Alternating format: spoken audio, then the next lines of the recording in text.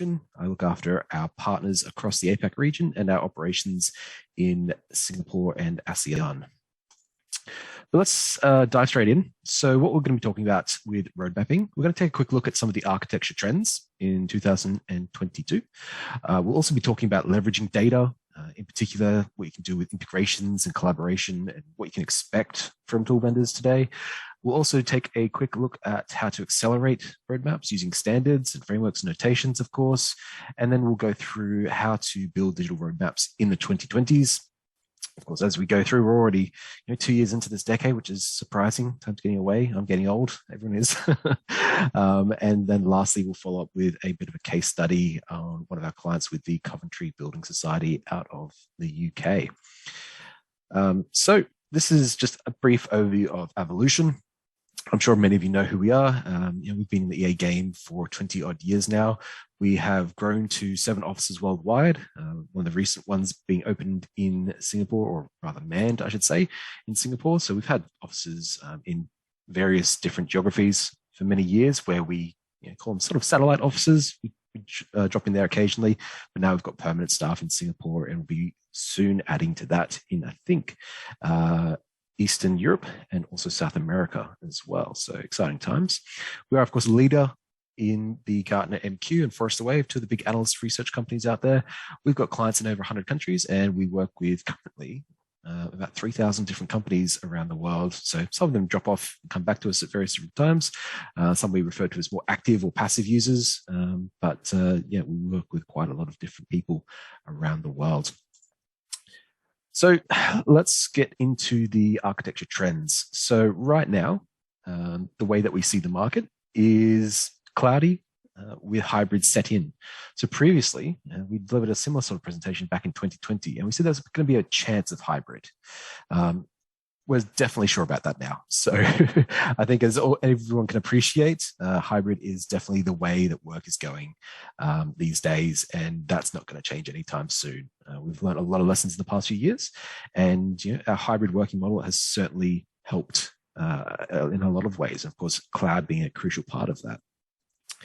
We'll also be looking here at EA and cybersecurity. So as Jalal presented on earlier this morning, or earlier today, he was talking about how cybersecurity plays a pivotal role in enterprise architecture.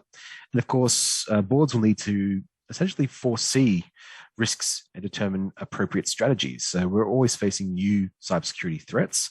But one of the key things that IDC identified was that both cybersecurity threats are escalating, and the need for the functionality in cloud is also growing quite aggressively. So we need to always be thinking about how we modernize legacy systems and looking at extensive new technology platforms and how we invest in those as well. The next one is one I'm quite passionate about. So I do a little bit of work inside and outside of Avolution on this. So EA and data privacy, it's a massive one. You've certainly probably seen the foreshadowing, I guess, in the European and American markets. We've been talking about GDPR and, of course, California CCPA and other US and international legislations. And now it's time for the APAC tsunami, I'd call it, especially in regard to how we're sort of catching up now in those particular fields. So in Australia, recently we brought in consumer data rights. In Indonesia, they've announced Order 71. New Zealand has their Privacy Act, Japan has APPI, and China has PDPL. And those have only really come into effect in the last 10 years or so and have been strengthened by the recent changes around the world. So right now, according to iSight, there's about 130 different jurisdictions which have different data privacy laws, which we need to build around and adapt towards. Moving down to the second row here. You're talking about collaborative and asynchronous technologies or ways of working. Again, that's another key trend. So architects will definitely need systems which enable data owners to co-manage and view their own data. And of course, this will be there is going to be a strong push towards business managed IT, or a term I'm pretty familiar with and quite love, citizen architecture. So we're really putting the tools in the hands of all of the users. It's not just going to be a heavy burden on architects anymore to do this work. Everyone's going to be able to come along for the ride and come along for the journey. And then moving on, so we've got graph databases and machine learning. So again, this is another key point, something that's been developed, I'd say, going back now 20, 25 years, maybe even longer, especially in the graph database area. So with a lot of decentralization happening, not only just in workplaces, but currencies and even governments now. Historically, these have been quite slow to decentralize, but now it's been speeding up, and it's more important than ever to be not restricted by rigid table-based data stores. These graph databases mean that we can show dependencies, interactions, machine learning, and speed up repetitive tasks. So again, taking away that burden of enterprise architects having to do all this manual work, and we'll touch on how that's addressed later.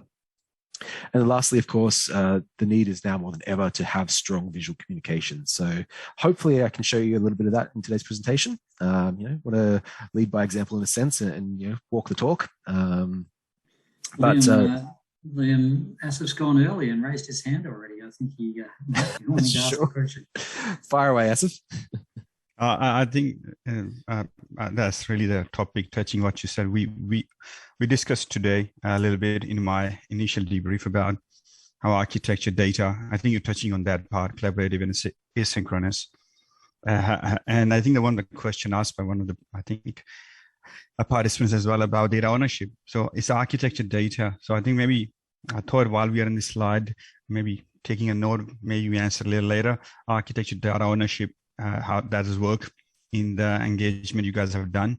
Who owns the data, either architects, teams, or because assets owned by the asset owners, right? Data, actual data, but the information about that, who owns that data? And my second one is, I know Neo4j database, all these things I'm using sometimes externally to do the graph. Does it part of the Avolution internal model to have a graph database and machine learning, or this is something external to Avolution as a platform? I'm sure you will discuss that, but I thought I'll just raise this question while we are here. These were the things raised in the morning. Thank you. No, brilliant questions. I'll certainly take those at the end. There's a lot we can dive into there. So yeah, I'll be happy to talk about those. Cool. So just getting back to that last point. So strong visual communication, of course, very critical in today's day and age. There's a lot of information coming through the door at all times. We know that probably better than anyone in terms of the roles that we're facing and the top levels of information that we have to deal with as well. We have to, of course, always be sympathetic to the fact that architects are doing this role and producing these insights for stakeholders who are also time poor. They don't have limitless time. As much as we'd like to be able to control time, we can't. So we need to make sure that our communication is very strong, direct, and to the point. So again, hopefully we'll talk about that and show you a few examples as well. All right, so first off, let's talk about streamlining and democratizing data management. Now, as we all know, and I think as Asif just touched on, having good data is so critical, and looking at who owns that, again, is going to be really important down the track. But in terms of data maintenance, it doesn't need to be something that's really time consuming and difficult. We've probably come through this journey collectively as looking at data in physical stores. I mean, I'm probably too young to really talk about that too much, but that we've had those paper-based systems, we've had tape-based systems, we've had mainframe-based systems, and now we're still getting through that stage as well and moving into far more flexible systems. But getting that data into something that's useful is now easier than ever. So we shouldn't be really still doing these manual processes, even of copy and pasting, even in our digital world today. We really need to be looking at ways that we can make that as quick and easy as possible. And it's not the job of EAs to fill out spreadsheets. You guys are paid a lot of money by your companies, and they pay you to provide insights. They don't pay you to sit there and toil away at Excel or maybe filling out these long lists or forms of information. So we want to make that as easy as possible. So it's something to keep in mind. Of course, you want to make sure that your platforms and your EA repository simply can adapt and be configured to the data sources that you have. So, a couple of examples there: Visio, Excel, SharePoint, Teams, Technopedia, ServiceNow. all of those, if you're using those services, you want to make sure that whatever EA platform you're using or whatever tools you're using can adapt to that data, and not really the other way around. You also want to consider how people are using data, and where they might be. So that picture we've got there on the right hand side, it's quite deliberate. We've got a phone there, we've got a laptop, and I'm going to call that a tablet, but it is a calculator, of course. So you might want to use or consider where your different departments might be using this data and how they might be collecting as well. We might have sales teams that are using tablets and mobiles out in the field. In marketing, are going to be using customer web platforms. Legal, the HR team, they're going to be using much more traditional and digital forms as well, like literally digital forms or surveys, as well as legal documents. So we've got to be always sort of cognizant of that fact and how they're working. So one of the key things that we look at is how you can, of course, connect to those data stores. And one of the, I guess, arguments that we've seen in the past couple of years, especially back in 2019, was this whole concept around data-driven versus diagram-driven architecture. We've been there since 2001, since day one, for us in the market, but it is a big, discussion point or topic in the market. You've generally got a side which is all about diagrams, and they like to draw those processes, have something really visual. And then you've got the business analyst side of things. They work in R and other platforms to really crunch the numbers and produce some really deep insights. But you definitely need both to really show off what you're trying to communicate to your stakeholders. So, of course, this will come back to a head of enabling data owners to really make their own updates. So again, we don't want architects to be doing this work so much. They are there to produce the insights, but data owners can really make their own updates and should be responsible for owning that data and alleviating some of that workload for the various teams. So one of the keys, and I won't go too much into this because it is heavily product focused, but just to touch on it, the key to managing large data estates efficiently is to avoid any duplication of effort and, of course, avoiding double handling. So there's collaborative tools out there. Of course, ABACUS is one. And, of course, integrations that you can set up via APIs and other tools and methods. But having the ability to properly integrate your own data certainly saves hours of manual updates and hours of labor as well. So tools have generally, I'd say, baked in syncs, but open ones also enable you to create your own integrations using REST APIs, and you'll want to use them in, I guess, a two-way sense as well, meaning you'll be able to read from them and, of course, write to them and any other number of sources as well. Of course, another great thing about REST APIs is that they're generally used in quite standard formats. So, the one we're looking at here is JSON, and they're commonly used for data exchanges and OData query syntax, allowing much greater control. So, one of the obviously key takeaways here is to focus only on the content that is required for use in ABACUS. While you might have access to all of the data in the world, or your enterprise's world, you really want to be careful about what data you bring in to your EA tool. And make sure that it's going to serve some purpose and benefit, and not really just be there for data collection's sake. All right. So another key thing to keep in mind, and again, trying to alleviate some of that pain of spreadsheet overload.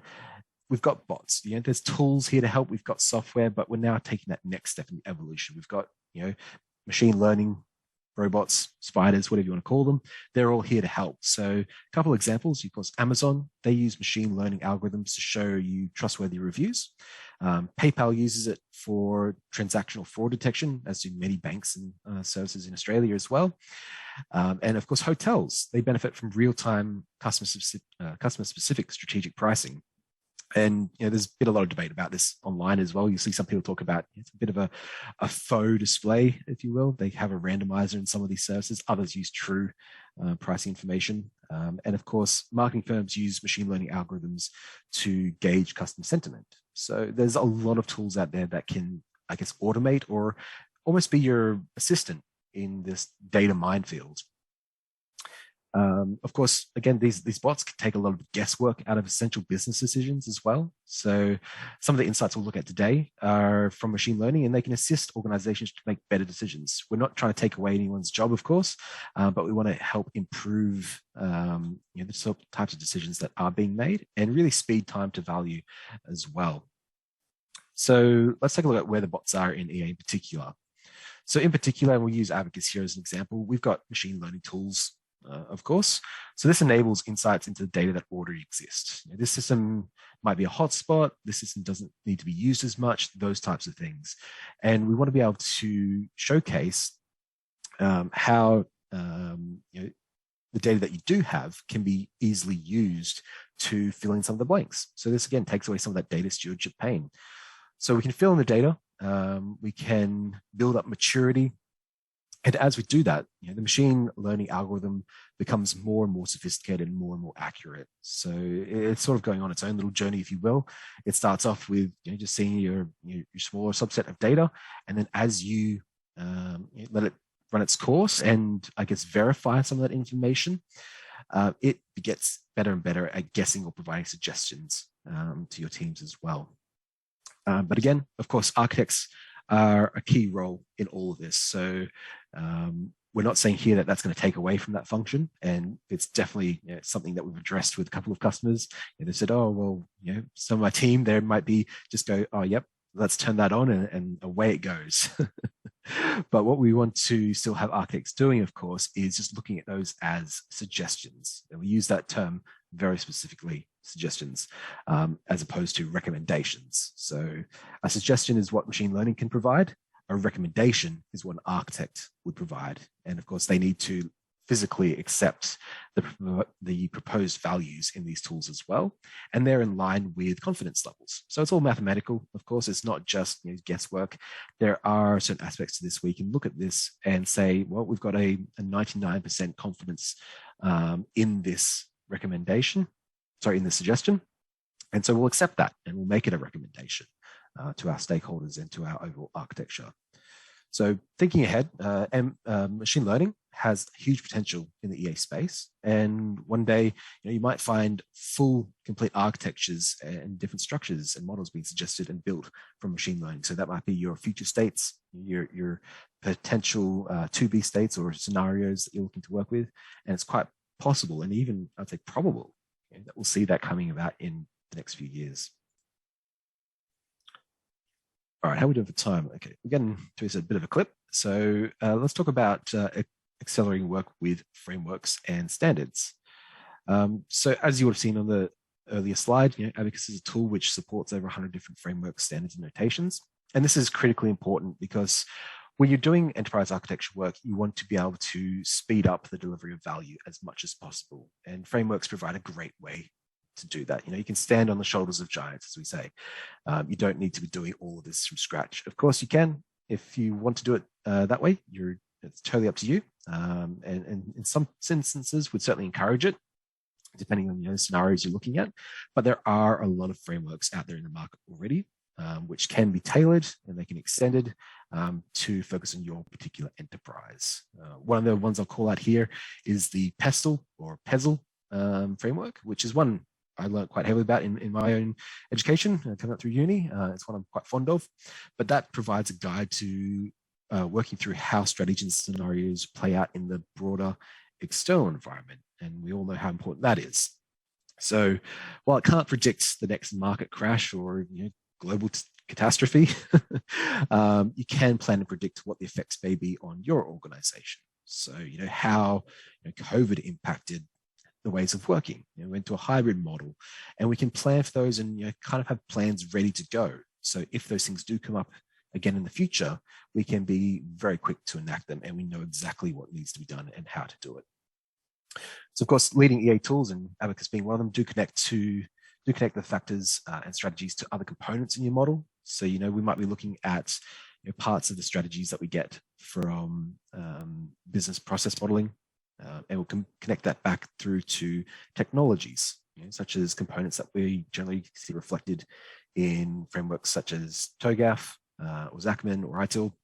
And then back again to cybersecurity frameworks, which we talked about earlier this morning. So things that are in NIST and controls that we might have to have in place. You want to be able to really document that chain and understand its flows and the entire stack, as it were. So I did mention or touch on that you can, of course, tailor frameworks to your own organization. So we want to call that out here quite a bit. And we want to say, don't blindly accept the prescribed frameworks. There are a lot out there, but generally speaking, they're not going to suit your particular business or organization perfectly. They're not there to do that.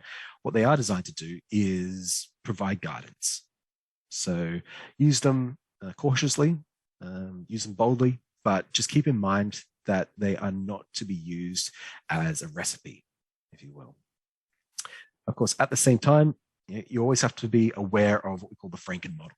So be very selective and deliberate with your meta model and how you craft, I guess, your own framework. You only need to use what is absolutely required, and you want to avoid any duplication. So only EAs can really guarantee this due to the ways that we all work. So how do we select a framework that actually does work? So a bit of a run through of how we can do that. We need to look at a couple of key things, and I think Daryl's probably touched on this previously in some of his presentations. I know Christine from Penrod has as well, but we need to consider who the stakeholders are that we need to address. We also need to consider what the scope is for modeling both business and technology views. Is there an actual scope there? We often say that an EA tool can be used by a company that has either a large enough data set or a large enough scale. So we'll often work with councils and they'll have teams of very small numbers, but they have huge data sets because they're dealing with the public. And then we'll work, of course, on the other end of that spectrum, completely private companies who are global in nature or certainly pan-national, and they will have super large data sets as well. I think a couple of years ago, I heard one of the comments at a different conference. They said that I think Walmart in the US deals with something like a petabyte of information every day, which is just, it's mind-blowing. We also need to consider, does the framework support different decision-making levels across all maturity levels? And of course, we want to make sure that it's somewhat future-proof. Again, we can't always predict what's coming down the pipeline and what's going to be happening in the future, but there are certain ways of telling if a framework is going to be future-proof.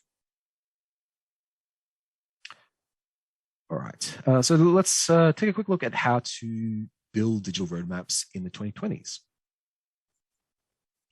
So of course, I'm sure everyone's pretty well aware of the fundamental elements of an EA roadmap. We want to know where we are currently. We want to be in a position, and for EA, that's having dashboards probably or analytics, so we can really provide that information back to stakeholders. And of course, we want to know how we do it or how we get there. So that middle step, that journey, if you will. Now, 2022, or really, I guess, the past few years have really been a take your medicine type of year. So we've looked at where we were back in 2020, where we are today, and of course, how we got there as well. So we always need to consider, with our road mapping journey, are things feasible? Are they possible? Can we get there? And if it satisfies the requirements we have as well. So there's always these iterative steps between where we are now and where we might want to be at the end. But we also need to consider, at all times, what the requirements are, what the original story was, and the current working production architecture or baseline, as it were, and how we can transition through those. Now, one of the things with roadmaps is people often think of it as a bit of a big bang approach. There's a bit of a misconception out there that enterprise architecture in general, not just road mapping, can't be agile. And we like to challenge that because there's sometimes two sides of an argument here. People say, oh, I want to do EA, and others say, oh no, I want to be agile. And we've seen that with a couple of customers. I've certainly spoken to a lot of our partners, and they've reiterated that back to us as well. And he said, no, we don't want to do EA. We want to be all about agile. And what they don't realize is that doing enterprise architecture allows you to be agile, especially since it incorporates lots of aspects of solution architecture and other domains as well. So you can quickly tweak and test things, and provide scenario-based modeling and say, well, if we change this, this is what's going to happen, rather than the strange adage we had during the early 2020s or the 2000s, which was move fast and break things, which is fine. You can do that, but you'll end up with a lot of broken glass on the ground. So another key point here is, of course, we often say to clients, don't be a hero. Don't try to lift everything yourself, as I've talked about through this presentation so far. Intel is far more accurate at the coalface rather than being processed and filtered. So rather than asking people to provide you with just email-based information or just anecdotal evidence or anything like that, you can certainly send out spreadsheets and things like that, but ask them to collect the right data, and also make your jobs and your lives easier by using these tools that are available to speed that data collection process and not do it manually. You also want to be able to start with the end in mind. And we say here in brackets of the chapter, because you don't want to be thinking 10, 20 years down the track. You want to be thinking in a very particular time frame and considering how things might look at the end of the story and what the lessons you want to convey might be.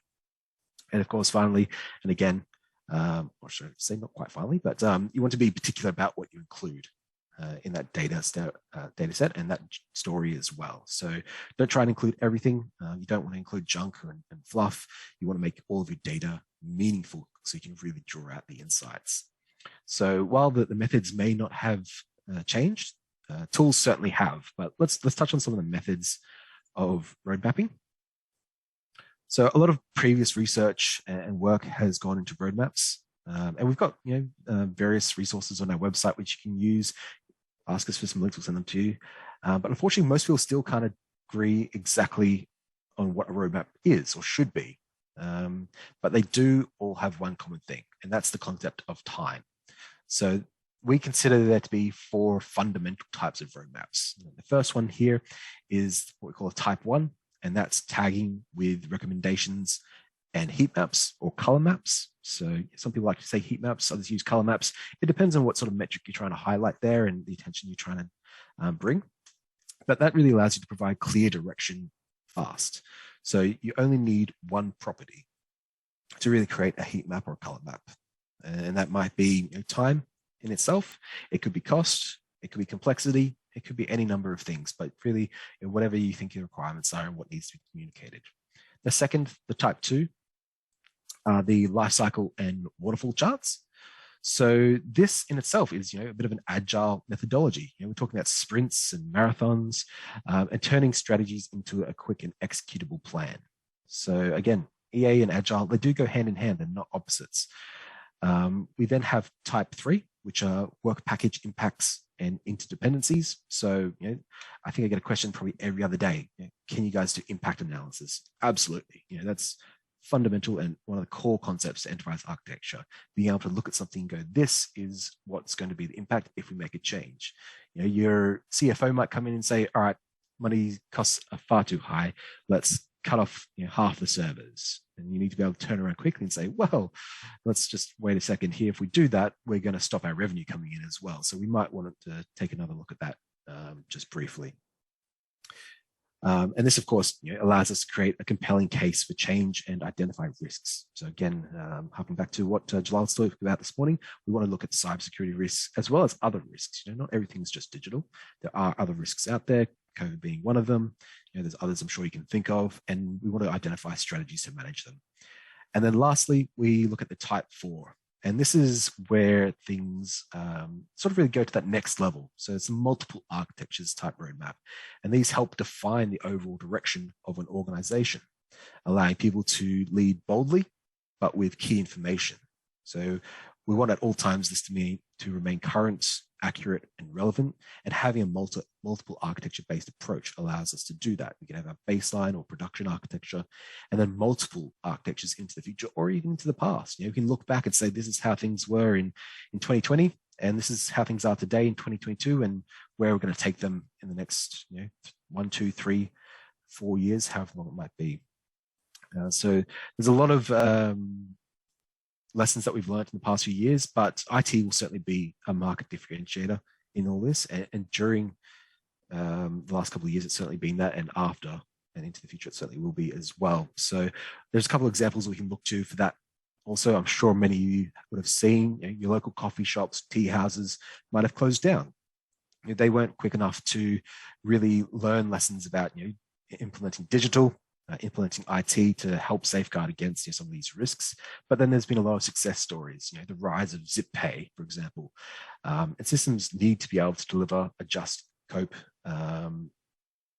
in any sort of way that they can, especially in these sort of trying times. So if we take another look at Virgin versus Qantas, Qantas has been a real standout in the way that they've adapted their business operating model. They're not just about airlines. I think some people might know that Qantas doesn't make money from selling airline airfare tickets. They make a lot of money in the other digital services that they provide.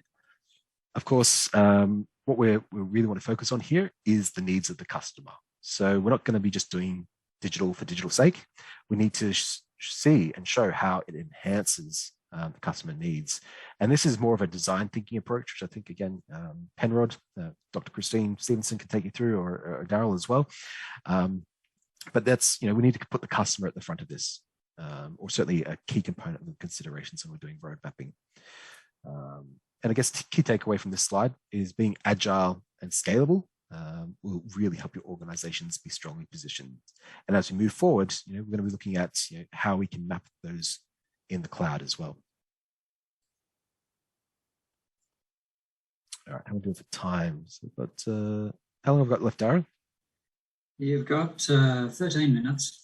30 minutes, all right. I'm probably going to speed up then.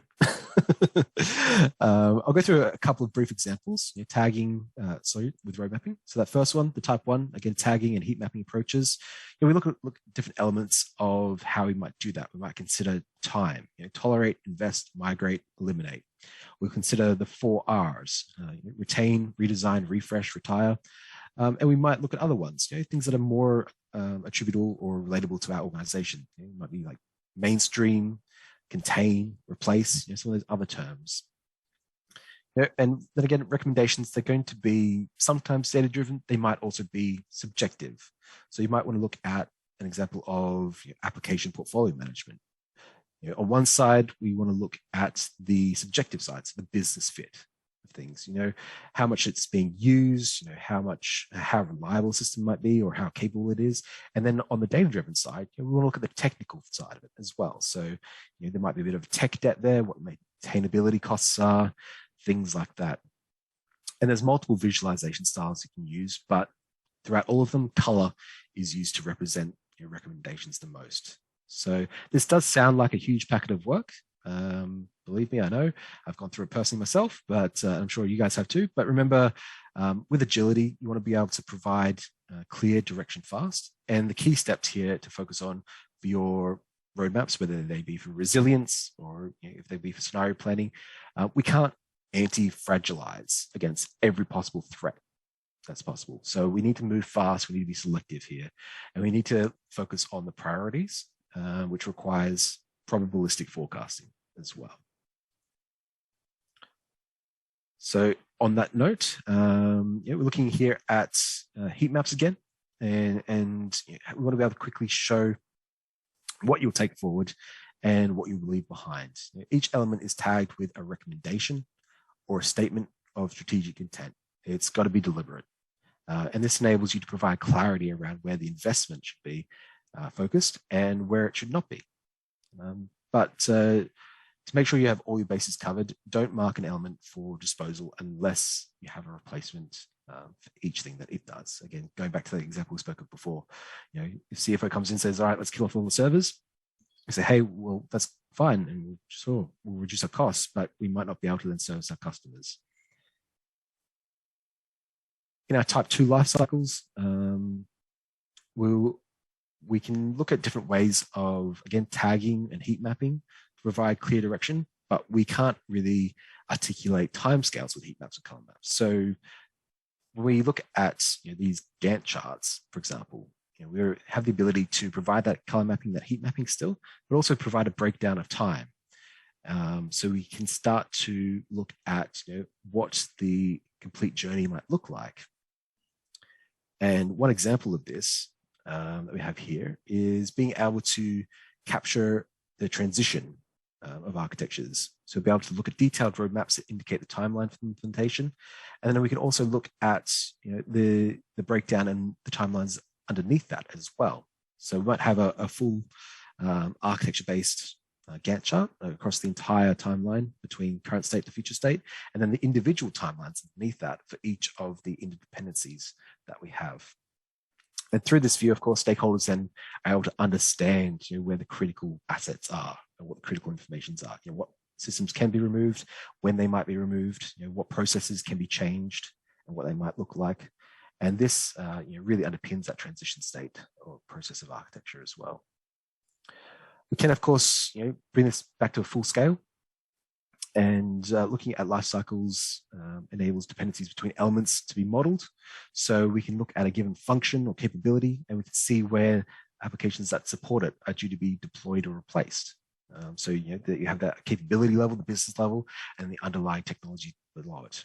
And this, of course, makes it easier to identify timing mismatches. So you might have on one hand an application, or again a server that's coming to the end of its life in the next couple of years, and you want to have a bit of an overlap to make sure that everything transitions well, rather than having a gap where you might be starting to build up some technical debt. But let's skip ahead a bit more quickly here. We'll look at the road mapping. This is another example of road mapping and managing interdependencies. We can look here on the left-hand side, we can see the department, we can see the application it's using, and again, we can look at all of the technology that's required to really run that application. So we can see all the servers there and infrastructure. We can see, what they're related to and their impacts, and again, the breakdown of their timelines. So you can use these traditional types of reports and send those out to different stakeholders as well, or you can use, of course, more modern visualizations and dashboards too. With type 3, again, with work packages, we won't go through this in too much more detail, but there is a way to answer these questions about what happens if. Some of you might be Marvel fans. You would have seen the What If, cartoon or animation coming out that kids are loving to watch. That explores scenarios of what happens if things change in the Marvel universe. We want to know what happens if things change in our universe, in our architectures, in our enterprises. So you can use diagrams to visually represent how work packages transform the architecture from one state to another. And you can use catalogs to build up an inventory of planned and proposed activities as well to help you transition through those. And you can also include things like costs and timescales. And then matrices, they can be used to identify work package impacts and interdependencies as well. So, oops, I think I skipped to scroll wrong there. Just to show you a few examples of this, diagrams here using to visually represent how work packages execute. We've got a bit of a process here and what that might look like across departments. We can also look at those interdependencies. This is a graph view, and as Asif asked, does ABACUS have graph-based technologies? Absolutely. So we rely on that quite heavily, and this allows us to provide a step change view across the architecture, looking at projects or an application or really any viewpoint that you like is a concern, and really see how everything is connected and related to each other. We'll look at also 5 minutes, Liam. Sure. All right. Well, I'll touch on just type 4 very briefly. So there's, of course, multiple architecture roadmaps. And this is where things get really awesome, really exciting, of course, because we can start looking at different scenarios and trade-offs. So we can look at reliability, complexity, cost reduction, debt consolidation, time. Those are all different trade-offs. We can't have all of them at the same time, which is what our chart here on the right-hand side is showing. We have to be very selective here, but having a multiple architecture roadmap allows us to pick between, do we want to be more customer-oriented, do we want to be more cost-oriented, and questions like that. Building that out into a bit of a dashboard, or I guess an example, we can see here what we had with on-premise systems versus what we have with cloud transformation. So in most metrics, cloud is better. You might notice the one call out there being the response time was a little bit faster with on-premise, but we're talking only seconds here in differences. The costs are better, there's far less complexity, and there's generally going to be much less overheads as well.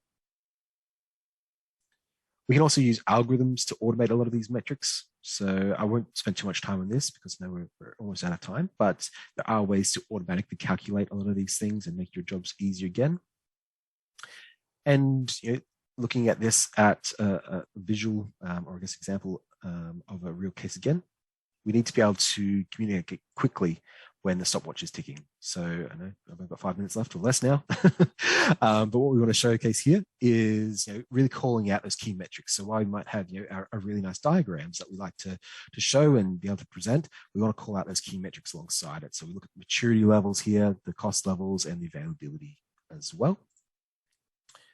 But of course, this is all coming back to how do we actually approach this. So to start off with, you want to be able to set your goals and look at what the core metrics are for each independent scenario or each perhaps team or line of business. You need to consider what elements should be shown on the roadmap to track these things, and you also want to consider what properties or lifecycle stages should be shown on the roadmap as well. So keep that all in mind when you're building out these roadmaps. Don't just do it a bit of a haphazard approach and throw things at the wall and see what sticks. Make sure that you have a bit of a plan there. And of course, consider at all times, how do you communicate this? What KPIs and processes does the team really need to track? And make sure you have a great understanding of that. All right, so quick rush through of this case study. So Coventry Building Society is the second largest building society in the UK. They have total assets of more than £49 billion, and the society provides a range of mortgage and saving products and solutions to keep over 1.5 million members happy, and of course the focus of their company. So they've been using ABACUS since about 2020, right before everything kicked off. You can grab a copy of the case study if you want to read more. You can scan that QR code if you like right now, or use the link. But their objective was to enhance their IT strategy and road mapping across their whole business. So they needed to migrate successfully from another tool. I won't mention which, but there is other EA tools out there on the market, of course.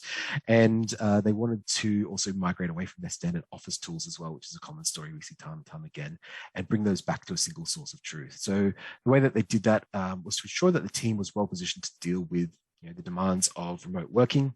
We all know that too well. Increasing service expectations, technology transformation, and changing demand of the customers as well.